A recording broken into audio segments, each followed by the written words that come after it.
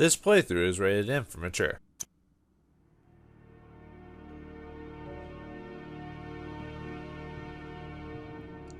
Are you ready to delve into the spooky, scary, and what is Cthulhian in nature that creates the mind's madness? Can the greatest detective in the world deal with the cult and what lies beyond? Greetings and salutations, viewers. Vauldemare here with another new game for my collection and another spooky game for the season. This time it's Sherlock Holmes: The Awakened. The 2007 version, the original version by Frogwares Games. They did do a remaster of this like this year or last year or something like that, where they changed the model and updated the puzzles and stuff like that. I'm not really a fan of the look of the new modern Sherlock Holmes, to tell you the truth. I'm more of a fan of the old school one, but to each his own. Today we're playing the original one back in 2007. So yeah, Frogwares went from like Curse of a Mummy, which, you know, and then went to Silver Earring, and then they went to freaking Cthulhu all of a sudden.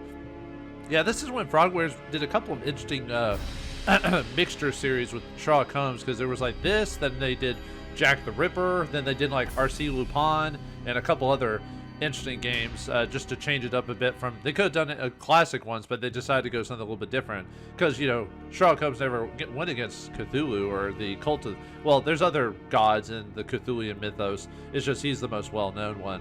But anyway, yeah, they do some things different in the game, but I'll talk about that when we get to it. Option-wise, you can set your video and settings, all that. Most of it's pretty basic. I'm not doing anything weird with it. I'm leaving a lot of the basic settings for this go, because really you're not really going to see much more, even if I did anything more with the graphics. Turn the subtitles on. You might, depending on your motion sickness, you might turn up or down the motion mouse sensitivity. Although you can play this game with little use to the mouse. I'll go over that when we actually get to it. So, and here's the controls if you're using the keyboard and not using the mouse. Pretty straightforward, WASD and stuff like that.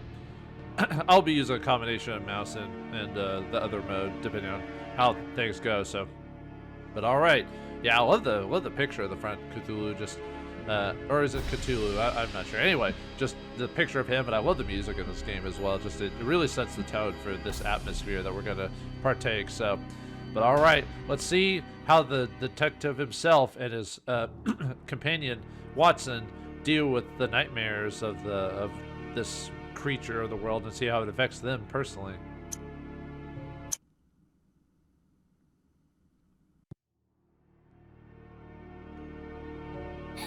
Go away, you swine! Leave, or I'll make you bleed! These all came from the swamps. Could be toting contraband. Holmes! Help me! Do not fight the calling! Blood! I beg of you, Holmes! Today! Relieve your blood! Oh, no. No, it can't be. It can't end like this. Again, this nightmare haunts me. It won't let me forget. How did this all begin?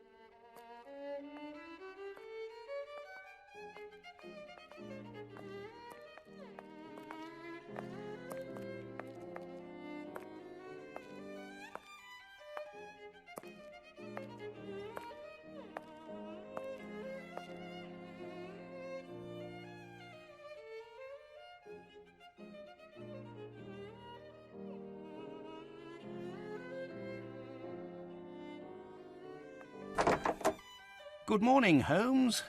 Looks like a typical London day. Fog in the morning, fog in the afternoon. Ah, and here's a surprise. Fog in the evening. Good morning, Watson. Can you imagine? I have been at it since 5 a.m.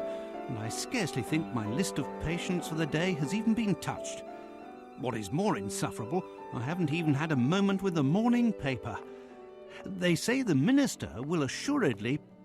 Holmes, whatever is the matter? You haven't heard a word I have said. It is the tedium, my dear Watson. Life is ordinary. The papers are lifeless. Any hint of audacity, and dare I say romance, has vanished from the criminal world. Holmes, it is only temporary.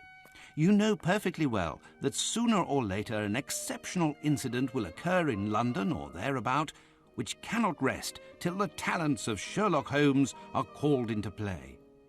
Then it will be up to your agile wit to set things right, which should satisfy your constant need for mental gymnastics. I hope the heavens hear your words, Watson. I hope they do indeed. I must take my leave, Holmes. I have an appointment with a rather odious man, Captain Stenick. He is apparently in a state, with near tachycardia due to some problem involving his manservant. Why don't you get out for a brisk walk, Holmes? Perhaps buy a newspaper or visit that fellow, Barnes, over on Glentworth Street. You might remember him, the bookseller. He has some new volumes of the particular sort that should occupy your mind for a time.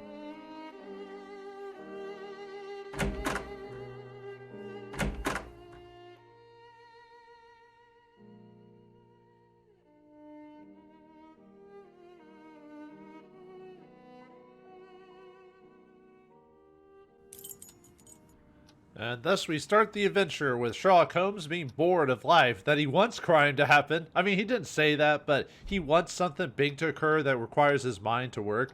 This happened, I think, later in the books as well. They don't talk about it much, or people aren't aware of it, but Sherlock Holmes is like one of those people that's, I wouldn't say it's OCD, but it's like higher brain functions make it to where he actually, if he's not stimulating his brain, he gets like super depressed. And like in some of the books, he resorts to drugs like opium and stuff like that to keep his mental high, because that was like the only thing to do it. I don't know if he gets addicted in the books. I'm trying to remember, but that's one of the like big things about it is like with Sherlock Holmes is that he just has to have mental stimulation. In this case, he needs a case or something to get him going.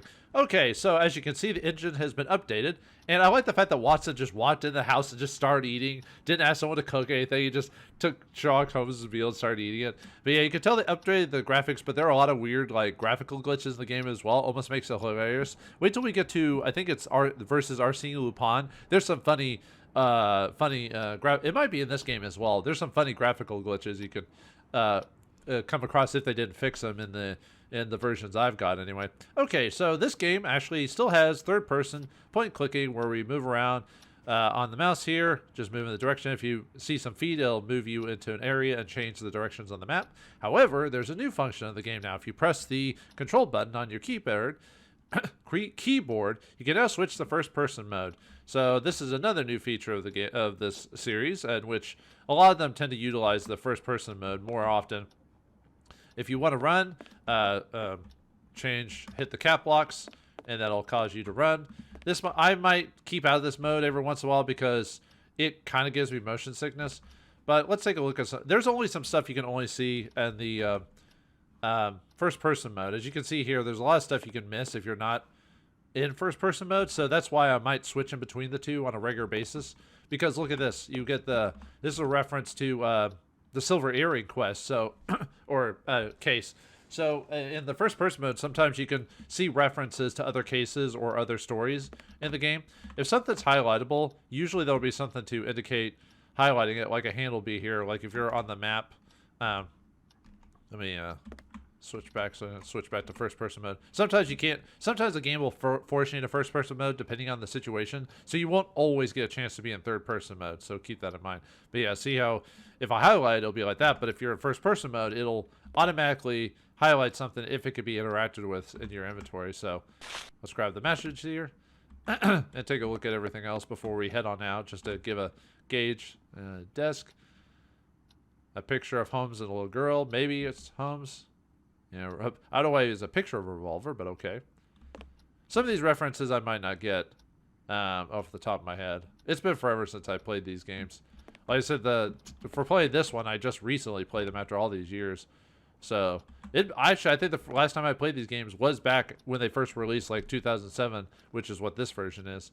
So, oh, the matchbook on the upper right there, that means it's currently in my inventory, or currently available for use. If you want to take it off, you can go right-click into your inventory, or if you use the keyboards, you can. There's a button to press to go into inventory. I think it's like I. But we have a knife and a box of matches. We got dialogue, which is just what we talked about with Watson there. Documents, so documents, reports, and map, but we could travel to different locations. And this is how to play the game. There's a little strategy guide here for those who might have some trouble at the very beginning. And yeah, this tells us how to switch back to first or third person perspective, depending on how you do it. So, yeah, all right, let's see if there's any other references. I mean, we're pretty much done with Holmes's house. We can basically leave at this point. I don't know why he has a harpoon, but okay, why not? I said I'll try not to be in this forum for too long, just because first person mode makes me a little ill. Especially, I might have to turn down the sensitivity a bit. Maybe it might be making me too motion sicky or whatever. Yeah, apparently there's a lot of pipes all over the place. Oh, and that's a reference. Those falls there. That's a reference to. I'm trying to remember the name of the book. That's spoilers. Sherlock Holmes and Moriarty encounter each other at these falls, and that's the final official story by Sir Arthur Conan Doyle.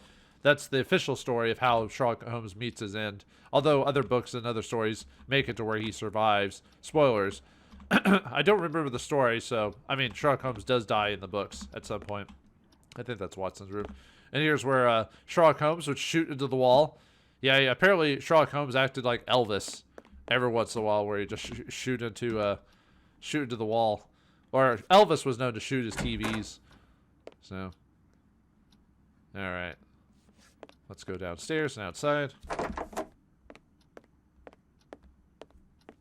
Yeah, let's take in consideration. Oh, was there any? Yeah, pictures on the... Might as well take a look at the walls here. They're just repeat pictures. Yeah, not every picture is going to be original. Oh, well. It was like Queen Elizabeth or something like that. Like actual Queen Elizabeth, not the... Anyway. Alright, let's go out the door now. Yeah, we need to find... let's take Watson's suggestions to heart. The Strand! Boy, the Strand! Alright, let's go talk to this boy here and see what he... Yeah, and if you want to talk to someone, there'll be a little dialogue box over them, so we just click on them. Strand! Strand! By the Strand! So, my young friend, what is the news? Nothing of interest for the great detective, sir. Those old stuffed shirts ate up half of London at their big scientifical to-do, and some Scandinavia princess is driving the locals wild with curiosity. A Scandinavian royal is in London? If you and the lads can look sharp and find out more about her visit, there will be some coin for your pockets. Righto, Mr. Holmes. If there's aught to be found, the irregulars will have it. I'll send the words out to the lads.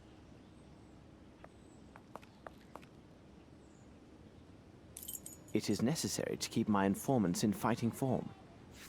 Even if it's not a very big deal for whatever. So, yeah, you can tell the irregulars have changed since the last game. Although Watson and Sherlock have basically stayed the same, obviously, with a graphical update. But yeah, some of the other minor characters haven't, but that's fine. All right, let's see what the Strand has to say. The Strand, 6th of September, 1894. Celestial phenomenon. Yesterday at the Academy of Sciences, a sumptuous dinner was held for distinguished members of the British scientific community. A central figure at the festivities was astronomer D. Sullivan. This brilliant scientist shocked the world, colleagues, and even continental rivals with his discovery of an upcoming and rare celestial alignment of 7 stars. Sullivan has calculated this event. It will occur in December, sometime within the next few weeks. This unique conjunction, as it is called in astronomical terms, will be barely visible to the human eye. Detailed observation will require special optical equipment, which only the Academy has in its possession. Even with this equipment, Professor Sullivan noted that conditions must favor a proper viewing of these stars. He took great pleasure in adding that this celestial event will provide an expected boon for expert stargazers. The alignment will reveal an 8th star, ordinarily concealed by its neighbors, and whose existence has never been clearly established. The revelation that Fomalhaut, as it is called in ancient texts, might finally be observed, had to be the cause of the audience's excited shouts, unless it was the presentation of dessert at the same moment. Strange disappearance. The recent visit of the Swedish Princess Ildur will be remembered as yet another unfortunate event in a series of mishaps related to the scandal-plagued princess. We can only hope that our relations between our countries will survive the strain. Among the worst of the incidents was the extraordinary affair with the chocolate alk that, which leaders may recall, led to the dismissal of the Minister of Foreign Affairs. The British diplomatic corps has been further embarrassed by the recent mysterious disappearance of the Scandinavian princess's personal bodyguard. This member of our inner circle visited our fair city during his spare time and never returned from his late-night promenade. The police have the greatest confidence that their inquiry will be successful, as the missing man is a striking and representative of the Scandinavian race, and should have been noted during his visit with the fair nightingales at the Gentlemen's Club about the town and Covent Gardens. Deceased. It is with a great sadness that the Northern Lighthouse Board announces the loss of their faithful employee, Matthias Fernstam, due to his unfortunate accident. Mr. Fernstam has been the security guard at the lighthouse for the last 23 years, and his demise came as a shock to all those who knew him. According to the tradition, the position will stay within the family, and his nephew Bart, recently returned from India, will take over the responsibilities at the lighthouse. We bid farewell to Matthias, extend sympathy to his family, and wish all the well for young Bart. Hopefully he's not a Simpson. Strange fish. The day before yesterday, a bargeman notified the river watch about a strange jellyfish floating in the Thames. The watch searched the dark waters, and to the shock spotted what appeared to be a human scalp. Upon closer inspection, it proved to be a wig, red dyed in a bright red. According to a label embroidered on the wig's cap, it was the property of a well-known local theatrical company. Unfortunately, the company is said to have fallen into sad state. Its reputation is rapidly dwindling, and its actors allegedly have taken to alcohol beverages. I think that's supposed to be a reference to the company from the last game, I think. Let's laugh a bit. A man enters a butcher shop. The proprietor, a man of declining years, is cutting away at a joint of beef. The customer is stunned and realizes the butcher is missing several fingers on his left hand.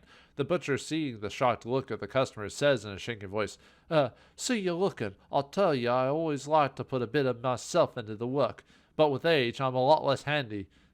Copyright, Jolly AMR Jokes Industry. Dr.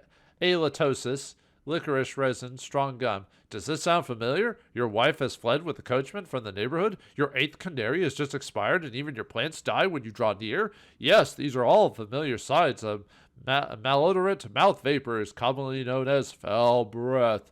But what you do to enjoy again the healthy pleasures of bachelorhood while keeping enough money to play the ponies? Dr. Latosis patented resin strong gum as your hope for a better life, based on a secret formulation of licorice, molasses, and resin, delicately extracted from Japanese firs, Slavicopedus intraratex. This natural gum settles on the teeth, keeping the mouth neatly closed, filtering the breath and giving it a nice aroma. Stop those rude sniggers. You'll have a smart smile thanks to Resin Strong. 1 shilling for 3 boxes. Resin Strong, find your smile. Daring thefts. From our reporter on the continent, last week, daring burglars struck several prominent hotels and private estates around Paris. The identity of the victims, as well as the nature of the stolen jewelry, is a closely guarded secret by local authorities. However, it is common knowledge that the victims were among the elite registry, and the value of the stolen articles is said to be staggering. A servant to one of those hardest hit, whose famous name we shall not mention, let slip a rather curious detail about these robberies. It seems the thief left a mysterious calling card, described only with the initials AL. And that's a reference to their next game, by the way. In the place of the purloined gems, this is one cheeky brigand to be sure. The Paris authorities are not releasing any additional details, though we will pursue this on sources to get the facts on these remarkable crimes. To be continued. Yeah, I'll be continued in Sherlock Holmes versus Arsène Lupin. So, Lupin! Anyway. Back up. Okay, so that's it for that information. So let's see. I don't think there's really, I mean, I don't think there's really anyone else to interact with, but I'll click around. I mean, I was supposed to go to the bookstore, but actually it might be easier just to go first person right now. So, see if anyone has anything to say. Nope. Nice local Bobby. Lady of the evening. You can tell with the heavy mascara. Is she about to get a John? Who knows? Let's find out. No. Alright, just a local dude. Yeah, unfortunately, the problem with this game, one of the few problems with the game is there's not much to do out, like, within this first-person mode, like, exploring the place. It's more just for, like, oh, hey, look, you know, stuff's going on. The world is lived in, and that type of thing. But, you know, there's a local vagrant. We will have to go to some of these places. It's just, yeah, they're not really much to look at, unfortunately. Just kind of seeing what's going on. I have no reason to go there. Yeah, we can only go locally. We can only go so far. So, yeah. Yeah, like I said, I won't do this. I'll only do this once just to give you kind of a layout of like how the world looks. Golden Lion food all day. Local clocks. Local lady here. Hello, ma'am. I am. Same My dude respects, Miss Fleming. Good day, Mr. Holmes. Yeah, you look kind of like just like this lady over here. Yeah, it's the same model. Oh well. Not much you can do about that. And there was a ooh. Yeah, that's the bookstore we have to go into, but I'll hold off on that here a second. Anyone else to? I have no reason to go there. We're done with that. Like I said, just showing you like what everything looks like before we go on with the plot. Yeah, I can't go further this way. I have no reason to go there. All right, let's see what happens. What is he gonna do? Oh, I thought he was actually. For some reason, I thought he was actually gonna walk through the. There's his clone again. I thought he was actually gonna walk through it for some reason. I think I go all the option ways. I think so. There's some birds. Can't do anything with them though. Let's see, Princess Atat. Yeah, that's where we can go. I have no reason to go okay, there. let's go to the bookstore now. So that's where we can go to change if we want to go to different locations. Not that we need to right now. So, all right, let's. It might actually be faster to go first person. Actually, yeah, it's a bit faster to go first person in this game. Unfortunately, that's just how it is. But you know, you just have to accept it as they go. All right. I think when I first played this game, I did the same thing. I just left it in first person mode. Good morning, Mr. Holmes. How are you? I have some new novels that should interest you. A nice illustrated volume on fish and a collection of legends on piracy. They must be here somewhere. All right, let's take a look around. Oh yeah, I think. Hold on, let me see if it'll let me leave. I think you can actually. Hold on a second. I missed talking to someone. It wouldn't let me talk to him, but let me see if it'll. Maybe I could try interacting with him again. Oh, is it too late? Okay. Well, you could have talked to the Bobby, and he would have told you where to go. But for some reason, it let me interact with him. So, all right, never mind. He basically tells you where to go. So, sorry about that. I should have went out of first person mode just to show it. Okay, well, anyway, back in here again. All right, let's take a look around.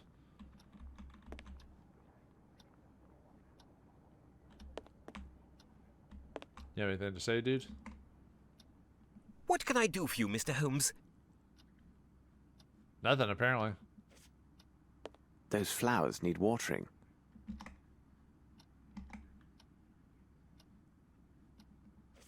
Yeah, they do look a little droopy, don't they?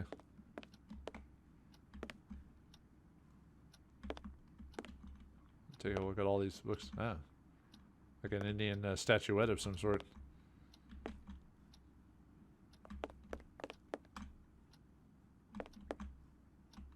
Okay. Well, anyway, now we need to find the book that Sherlock is that the gentleman asked us to look for. There it is. A book about sea fauna. Oh, lovely. Well, let's see. Lane snapper, silver trout, red drum, Spanish sardine, perch, red porgy. Okay. I mean, that's cool and all, but I guess.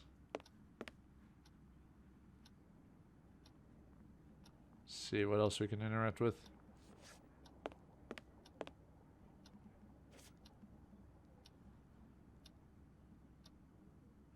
Yeah, there it is over there. See if there's anything else. Nope. Okay. Ah, the pirate's book. Who pretended to be the lover of his brother-in-law, we now close the chapter on the cruise of famous pirates, the most terrible of the lot, the dreaded sharks of McGrinty. Never before has one band of seafaring men has had as many abominable or bloody crimes to the foul credit as McGrinty and his sharks. To fully list their atrocities would likely require a dozen dedicated volumes. McGrinty himself is regarded by experts as a psychopath and deviant in spite of his indisputable seafaring skills and qualities as a leader. His refusal to give any quarter to those who surrendered is well documented. In particular, his preference for dispatching the unfortunate survivors by either slicing them to ribbons or performing slow evisceration. There is also his well-known unnatural attraction to dead men of the cloth, which is supported by numerous witness statements. Clearly a man of profane appetites and disregard for all humanity. In recent years, his depraved reputation has faded from public awareness, and younger generations know McGrinty primarily from the romantic tales of his infamous lost treasure. The interest is well based, as McGrinty's treasure cache is estimated by the Royal Navy registers as one of the richest of its kind. Gold, precious stones, jewelry, works of art, but some of the riches taken are from vanquished ships by this pirate lord and his crew. The biggest mystery is the whereabouts of this fabled booty. No trace of it has surfaced in these long years, nary a gold coin or scrap of cloth. History tells us very little about the fate of both the treasure and the sinister captain and his crew.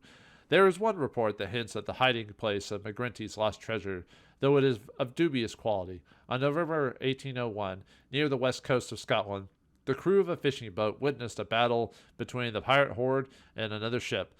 McGrinty was the victor and boarded the vanquished ship, which was laden with rum and molasses from the new continent. The fishermen then observed the pirates sailing back into coastal waters. Being sore afraid, they took to the sea as quickly as possible. From that day, there was little word of McGrinty and his sharks. There are outlandish tales of the devil coming to claim his due, taking hold of McGrinty's vessel, the Vampire, turning into a ghost ship. McGrinty and his crew were never seen again, but there are those who swear they saw the ghostly vampire ship being captained and crewed by the undead. Other rumors surfaced over time that are hard as it may seem, even worth more preposterous and deemed unworthy of mention. The only credible account of McGrinty's hiding place comes from a supposed vampire crewman taken prisoner during one of McGrinty's last known battles with the Queen's own navy. Unfortunately, McGrinty, his ship, and the rest of his men escaped once again and vanished to parts unknown. The captured brigand bartered for his skin and promised to tell the captain about McGrinty's hiding place along the Scottish coast. He spoke of tunnels, secret entries from the sea and earth, and the means of gaining entrance to one of them. According to those present, he uttered these peculiar words: "From the middle of the three throwing mouths, 30 steps towards the ram." He refused to say more unless he was granted immediate safe conduct to the nearest port and released. This arrogance cost him his head. No account was given of his last words, which were deemed as self-serving lies from a villain desperate to escape his final justice. That's a lot of very specific details about something that seems to not pertain to us particularly. I wonder if it'll pertain to something later. Interesting. Well, anyway. Okay, I think that's it for this place. I don't think there's anything else I can really... I will take them. Thank you, and goodbye, Mr. Holmes. Yeah, I don't think there's anything else we can... What can I do for you, Mr. Holmes? Nope, nothing else? Okay. I'll do a double check, see if there's anything else I can interact with, but I think I am good. Yeah, sometimes it gets a little wonky. Like using the controls sometimes. Or with the way the camera works, so... It's not a seamless transition, I'll tell you that, but... For the new graphical engine.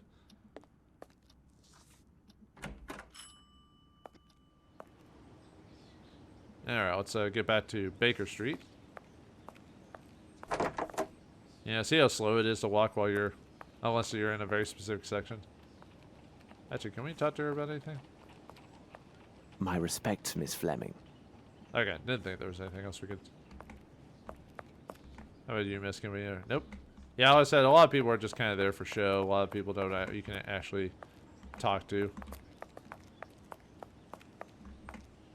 And there's Watson over there. Holmes! Here! I see you, sir. You don't have to yell across the street. Good lord.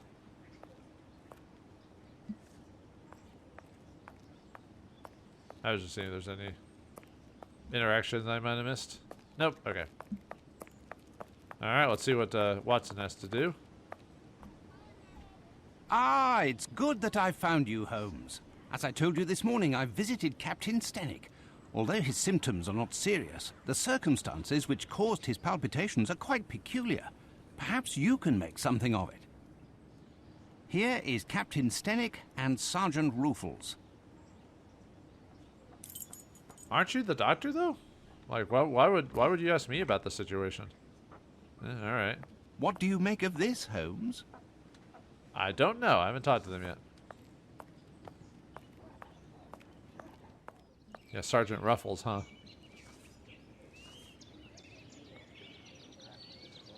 Now then, Sergeant, what is it about, and what elements of the crime do you have documented? Referring to the official report, the following particulars were taken down. A young Maori responding to the name Beaupa was reported missing by his employer, Mr. Stenick. No one in the surrounding area saw or heard anything relevant to this incident. In truth, we rarely concern ourselves with cases such as this, but the lad speaks not a single word of English, and according to his employer, has considerable strength. Considering the wild customs of his native land, who knows what damage he could cause? You must know, Mr. Holmes, there have been a few similar cases reported recently. The facts are much the same. Immigrants from the poor districts have been reported missing by their families. We expect that some low-class brothel has opened its doors to the local exotics, and Mr. Holmes, you can imagine how word would spread. Mark my words, with his unique looks and speech, we'll find this boy in no time. I imagine he'll have nothing worse to show than empty pockets and a delighted air. That is a possibility, to be sure. However, I would be most grateful if you could ask your superiors to send me the reports about those similar cases. I rely on you, Ruffles. Ruffles sounds like a name you give your dog. Captain, I understand from Watson you are quite upset. Any man will be the same, and with less provocation. My servant is left in the middle of the night. Damned ungrateful after all I have done for him. To top it off, he knows not one word of English. Finally, if he causes any damage, I will bear the brunt of people's anger and suffer the consequences, as I am the person who brought him to England. How long was he in your employment, and is he accustomed to vanishing in this manner? We returned from Australia more than 5 months ago now. But to his credit, he never left this house before now. He is afraid of the city, as are many inhabitants from open spaces. Could he have stolen something? Upon my word, no. How much money does he have on his person? Frankly speaking, he didn't have any money. I kept his wages for him, and they are in my safe. In any event, what the deuce would he have a need for money? Who knew that he worked at your home, and had he any contacts here in London? Anyone who deals with me professionally knows Beaupa is my personal servant. As for his contacts, they are limited to the delivery men who bring food or other items to my home. What reason could he have to see anyone other than myself? Watson, continue your search here. I must follow another lead. Yeah, the guy almost sounds like Patrick Stewart. I know it isn't Patrick Stewart, but it almost sounds like him, so, interesting. Well, let's check this place out, I guess, just to see about this disappearing youth. Anything else? Suit yourself, Mr. Holmes, but it seems to me you're just wasting valuable time. Trust the instincts of a seasoned policeman. In my professional view of the case, this lad went on a spree and will pop up wiser if poorer in pocket. You're saying this to like Sherlock Holmes, dude. Have you found anything, Mr. Holmes? Not yet. We're looking around. Okay, let's take a look around. Let's see. Actually, let me switch to first. Yeah, unfortunately, I said it's just easier to move first. Well, it's because I'm used to playing like first-person shooters. I mean, I don't play them all the time, but I play like Doom and stuff like that. So this is more second hat to me than clicking around in the field. So yeah, nice little garden here. How's your garden grow? Anyway, that's where the boy lived, up here in the shed. Let's take a look inside. The lock was not cracked. What the? You see the symbols inside? Wow. Take a look at these. What a peculiar drawing. Odd. In the shack where the young Maori, Baupa, was living, there's a drawing on the soil in Maori style. It depicts what appears to be the silhouette of a human running from a huge wave filled with vague forms that resemble flying fish. Huh. Interesting. How about over here?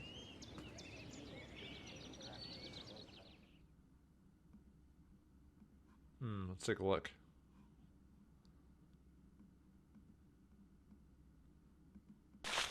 This appears to contain some measure of opium. I shall analyze it at Baker Street. Okay, we'll check it out later. Trying to think if there's anything else to interact with. That might have been it. I think so. Just like the little detail there.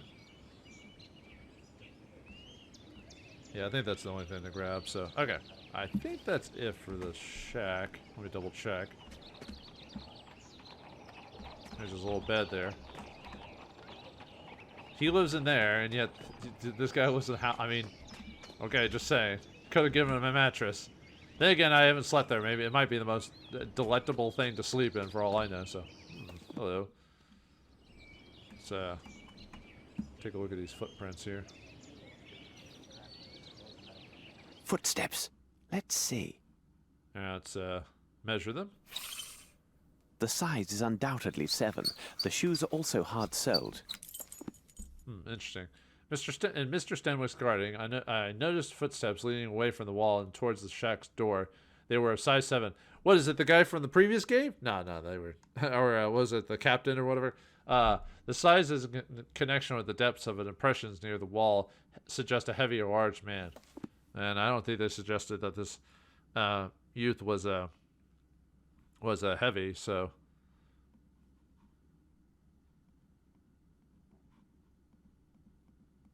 I don't think there's anything else. Let's see.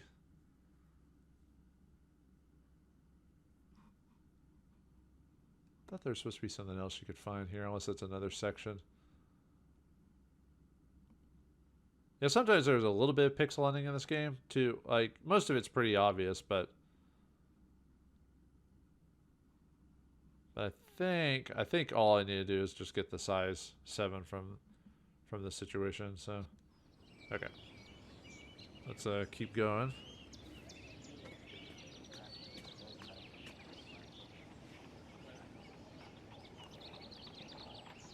I'll double check again later just to make sure. Now there's some other footprints here. Footsteps. Let's see. Okay, let's measure these. The size is undoubtedly 7. The shoes are also hard-soled. Okay, same thing. So same pair of shoes, you never know. How strange. This appears to be a fish scale. I shall have to examine this more thoroughly under the microscope. A fish scale? That's weird, so, okay.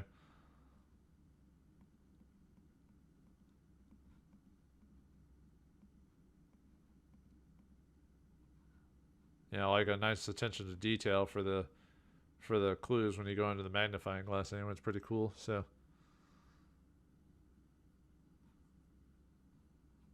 the right shoe is missing a nail. yeah, I was trying to look and see. Like, I thought there was something else I could double check there. So, in Mr. Stanwyck's garden, I observed traces of footsteps leading from the wall around the house to the entrance of a nearby shack. There was additional evidence of a heavy object consistent with being a man landing on the ground from the wall. Interferences that the man is of a certain weight. The footsteps were consistent with the size 7, fully soled shoe. A nail is missing on the sole of the right shoe. Okay, I think that's it for this. But, yeah, if you can check up here, there's a thing we can... Yes, there is something here. Oops. Yes, there is something here. Okay, so we need to... Okay, so that means I need to go to the others to check it. So there's something there, but I have to go through the back alley to get to that, so... Alright, let's get back. See, I think that's it.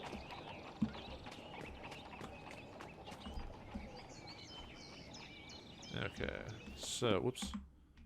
Sorry, wrong button. Yeah, I'll have to go back into the alley. And Watson does that, so I think I have to go this way, I believe.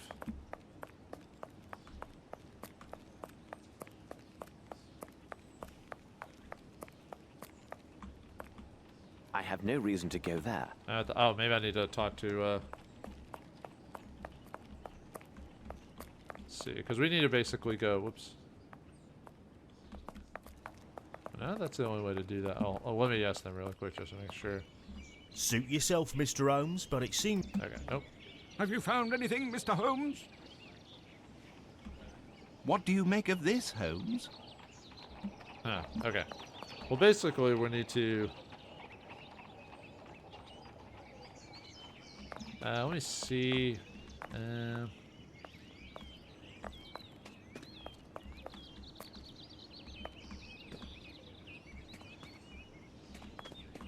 see if there's anything else. Nope, okay. Maybe I need to find the footprints. That's what I'm looking at. Because in this game, even if you know where to go, you have to actually... There it is. Okay, that's what I was looking for. You still have to be... You still have to find evidence of what you're doing. So, yeah, this is it. So, there's the footprints right there. Okay, let's check this. Yes, there is something here. Yes, there is something here. Okay, I don't think I can interact with that.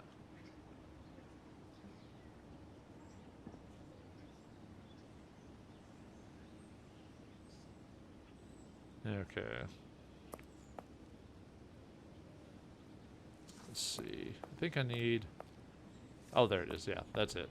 I was like, there's supposed to be something that's supposed to grab. Yeah, the ladder. This should prove useful. And we put it into our infinite bag of a bag of holding, just like in the previous game.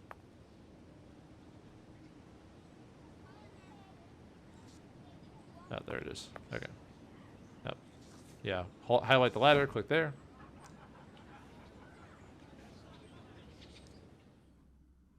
Ah, there it is. In Mr. Stenwick's garden at the top of the wall, I found some plant fibers. Fibers? Why are they here? It will be necessary for me to examine this more closely at Baker Street. Okay. I think that's it. I think we found everything, so we don't need to do anything with that ladder. We're going to leave it there. Leave it for the next rube to take care of. Sally forth.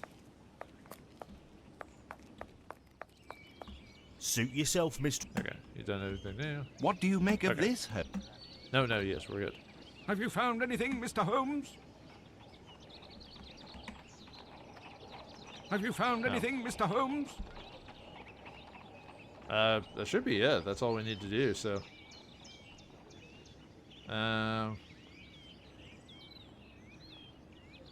Unless I'm trying to think about I shouldn't be missing anything. I should have gotten everything.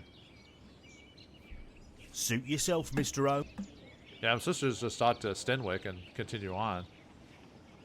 What do you make of this? Let's see.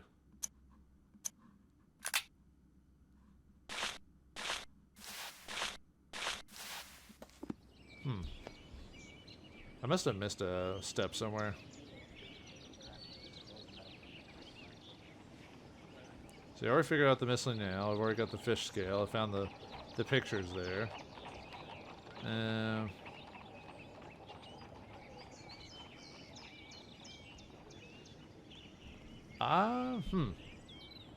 Have you found anything, Mr. Holmes? Maybe I need to show him the... Have you found anything, Mr. Have you found anything, Mr. Have you found anything, Mr. I shouldn't have to go to, I shouldn't have to go to his house yet to check this information. I should have already have everything. I'm supposed to speak to him about my situation. Maybe I can, hold on, let me double check something. Sorry about that. Because I should have grabbed everything. All the details should have been found. The lock was not cracked. Yeah, I already noticed that. Oh, there it is. That's what I missed. Flaxen, yellow in color. Sorry about that. Alright, let's take a look. Piece of cloth, huh? Okay, that should be it now. Okay, let's double check. Like I said, there is some slight pixel hunting in this game. Come, Watson, we must return to Baker Street. What do you make of this, Mr. Holmes? Mr. Stenick, I wish my news were your servant simply left your employment voluntarily for the service of a more honest man. Unfortunately, I don't have that pleasure. In truth, the news is grim indeed. Your servant was seen in the company of 2 men yesterday. One of the 2 is a man of moderate size, very robust, and a mature age. His profession, which will be the key element in our investigation of this affair, will be determined by me within few hours. The other is a young Hindi who is tall and only recently arrived in England. There is a darker side to these events. Your man was not with them by choice. Rather, the evidence shows he was kidnapped. At this moment, the reasons behind this villainous act are unknown, but rest assured, the truth will not elude me for long. Gentlemen, I wish you a good day. Come, Watson, we must hurry. There's a great deal to do and little enough time to spare. Holmes, I must protest. You did not spare my client, Captain Stenick. This seems unusually harsh. That may be, Watson, but now what matters more is to know the reasons behind the kidnapping of this young Aboriginal yesterday evening in central London, and more importantly, what has become of him. I must concentrate on a small experiment I will run to test my theories. Please go to the poor Lovelorn Barnes and ask him if he has something on the Maori nation and its traditions. Also, if you should happen to see the newsboy outside, find out what he knows, and if it has value, give him a coin. And for God's sake, don't be a miser, Watson. A miser? You cost me one of my patients, and you question my level of generosity with your informers? Oh, really, Holmes? Sometimes you go too far. Really? He lost a customer just because of Holmes? That seems a bit petty. But anyway. Alright, so this is Watson. This is Sherlock Holmes' desk where he does all of his experiments. So, alright. Let's see. We got like beakers, water, solvent, spirits, and this machine here, and the microscope there. Alright, let's click on the cloth and put it under this. Very interesting. Interesting indeed. Yes. Yes. Alright, let's see what he said. Piece of cloth found at Stenwick's on the door intel of the young Maori's room. It is definitely woven flax. This cloth was dyed, yet not in England. Without the slightest doubt, the material originated in India. Taking into account the height of the intel, the only explanation is that a large man with a turban made from this cloth crossed this threshold. However, there's no trace of such a man in the garden, which means he knew how to land in such a way as to leave no trace where he jumped, and that his shoes have a smooth, flat sole, like Indian slippers. With the other evidence included, this man is undoubtedly Indian and arrived in England only recently. Okay, so we got someone from India capturing an Aboriginal child for some weird reason. We don't know why. We just know that that's the case. So, okay, so let's take the fish scales and look at them as well. Yes, I see. Fish scales. According to this monograph, the fish scale appears to be from a perch, a saltwater fish with high commercial and culinary value. Okay. Fish scales found in the footstep traces in Stenwick's garden. The scale is identical to that of a perch, a saltwater fish of high commercial value, which we just read about. Well, we saw the picture. It didn't really talk about the details about him, so at least I don't believe it said anything in the reports or whatever. Let's see. No, not really. Okay, well, anyway. don't think there's anything to do with the scalpel. Not everything has to be clicked on for it to do anything. So it's just like for the most part, it's just just there for continuity sakes and all that. Let's take the plant fiber now. I think this one's also the tweezers too. Yeah. Whoops. These rope fibers are clearly hemp. Now, about the origin of these stains. Okay. Alright, let's take the stains now. Stained rope. Let's see if I can obtain a reaction with the help of my chemicals and apparatus. So this is the analysis apparatus, so we just need to figure out... Alright, let's pick up all the items. Water, solvent, acid, and spirits from the table. Okay, so let's select the solvent.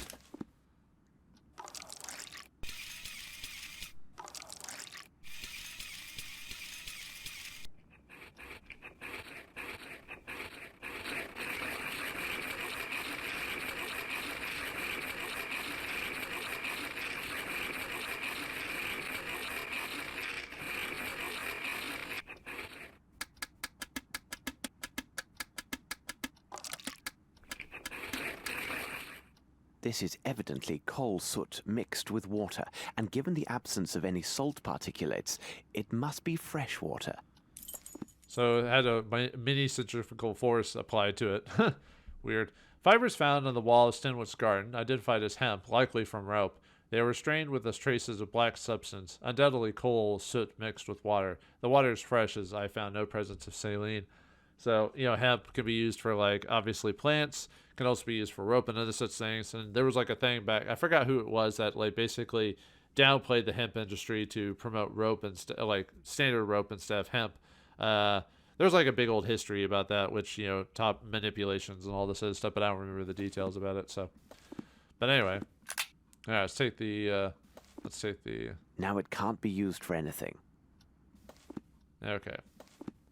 Nothing. Whoops. Alright, so... yeah, let's take this thing. Alright, let's put that under the microscope. And let's see, this one we have to cut. Ooh. The meatball ignited but failed to burn completely. There are, without a doubt, mustard seeds present, probably in exotic form. What could be the other components, I wonder? I don't know. Meatball. That doesn't look like a meatball to me. Looks like a you know, burnt out meatball or something like that. So, Alright, anything in the ports on that? Nope. Okay. All right. Oops. Sorry. Nothing. Okay, so let's take the compound there. Let's see if I can obtain a reaction with the help of my chemicals and apparatus. Okay, in this case we need to add acid to it. Perhaps if I apply heat? Now it can't be used for anything. Oh, sorry. Now it can't be used for anything. There's a little candle there, so we need to use our matches on it.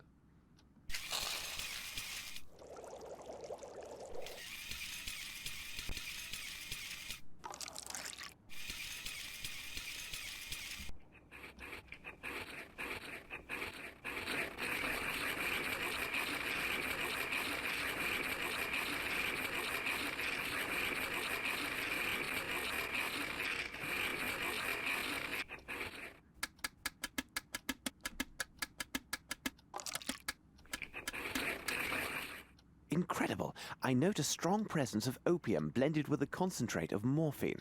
The remaining elements are a mystery to me. I think Sherlock Holmes would know all about opium, wouldn't he? Small lump found in Maori's shack. Analysis indicates it contains opium blended with strong distillate of morphine. I was unable to identify the remaining components of this mixture. I should look from the window and see where Watson is.